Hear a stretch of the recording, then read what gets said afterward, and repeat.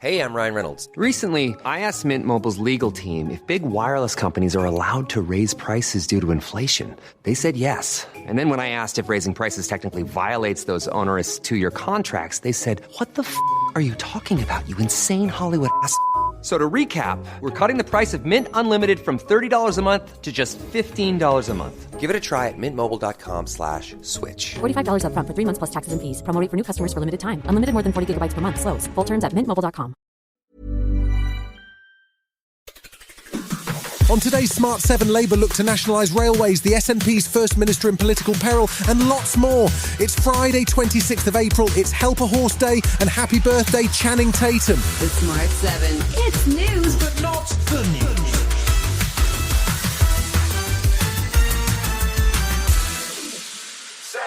Labour continued the quiet rollout of their election manifesto on Thursday by tackling one of the major issues that affects anyone who commutes across the UK. The trains. Expensive and inconsistent service has become a hallmark of privatised railways, with overcrowding and cancellations causing misery for thousands of commuters. Now, Labour is proposing that it's time to tackle the train problem, which means fully nationalising the railways within 5 years of taking power. Shadow Transport Secretary Louise Hay says people are already paying too much for rail. 30 years after privatisation, the taxpayer already funds our railways. The subsidy to railways is over £4 billion. And the fact is the taxpayer can't afford to continue with the current broken model. The Tories' Mark Harper says the plan is unfunded. And Andy Bagnall, who is the CEO of Rail Partners, an umbrella body that represents the private train companies, says that while change is needed, nationalisation is not the answer. We would argue that the model of nationalisation will lead to higher costs. You lose that commercial focus of the operator.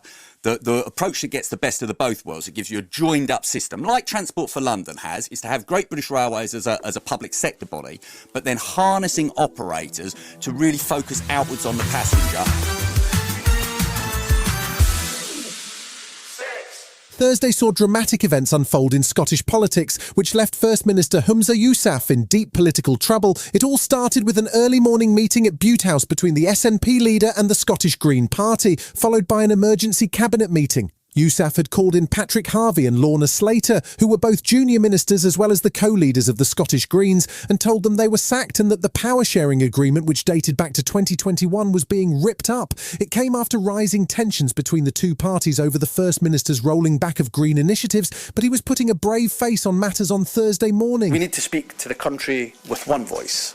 Our voice. And as such, I am clear that today marks a new beginning for the SNP government. I have a clear policy agenda that I wish to take forward. That agenda is immediately at risk, though, as he is now facing a no-confidence motion with a minority government which could see him lose his job next week.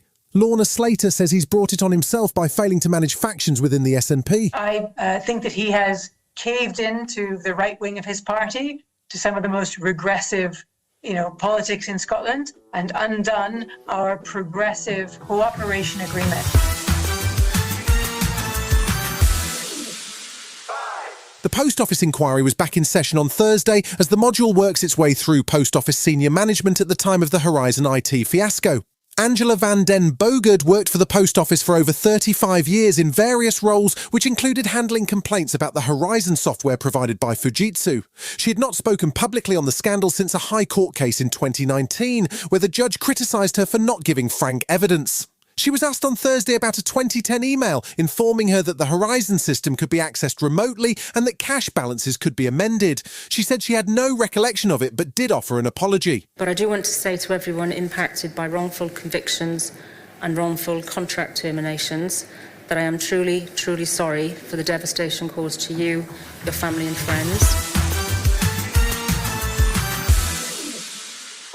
Even for those who are committed watchers of Donald Trump court cases, Thursday was a lot. In 3 separate cases, Trump was before the Supreme Court seeking immunity, he continued his criminal trial in Manhattan, and lost a bid for an appeal in the E. Jean Carroll case. The New York trial heard more lurid stories from the National Enquirer's David Pecker, but most interestingly, the fact that he and the magazine refused to pay Stormy Daniels directly, it appears because of concerns around the 2016 election. The main event of the day, though, was Trump's team presenting their case for full presidential immunity at the Supreme Court, a claim Trump has been making publicly for months. It's always hard to read how SCOTUS will decide, but Trump's legal team came under real pressure over the ridiculous scope of immunity they are asking for, including this example from Judge Sotomayor. If the president decides that his rival is a corrupt person and he orders the military to assassinate him, is that within his official acts that for which he can get immunity? It would depend on the hypothetical, but we can see that could well be an official act. It could, and why? Because he's doing it for personal reasons. Still to come on today's Smart 7, Man City get back in the title race and Frank Skinner on getting the sack. Right after this. Hey, I'm Ryan Reynolds. At Mint Mobile, we like to do the opposite of what Big Wireless does. They charge you a lot, we charge you a little. So naturally, when they announced they'd be raising their prices due to inflation, we decided to deflate our prices due to not hating you. That's right. We're cutting the price of Mint Unlimited from $30 a month to just $15 a month. Give it a try at mintmobile.com/switch. $45 up front for 3 months plus taxes and fees. Promo rate for new customers for limited time. Unlimited more than 40 gigabytes per month. Slows full terms at mintmobile.com. Welcome back. Thursday night saw one game in what has been a dramatic week for the Premier League. Tuesday saw Arsenal beat Chelsea 5-0 to go top. Then Wednesday saw Everton shock Liverpool in the Merseyside derby with a 2-0 win. That left Arsenal 3 points clear of Klopp's side, but Manchester City were only 4 points behind with 2 games in hand. Pep's side travelled to play Brighton and made it look easy, winning comfortably 4-0 to put them just 1 point behind the Gunners and still have a game in hand. Manager Pep Guardiola is taking nothing for granted though.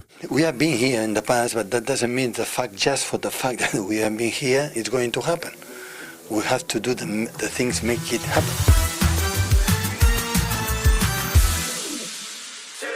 Legendary comedian Frank Skinner has been chatting about losing his job at Absolute Radio. He's been on air on the station for 15 years every Saturday morning, and they even created a pop-up station called Absolute Radio Frank to celebrate his 60th birthday back in 2017. There have been some accusations of ageism about his departure, and no replacement has as yet been announced. He's due to finish up in May, and he popped up on Channel 5 News to tell the tale of how it happened. I mean, they were really a brilliant 15 years. And what I did like about it, it was a straightforward, that's it, we're pulling the show.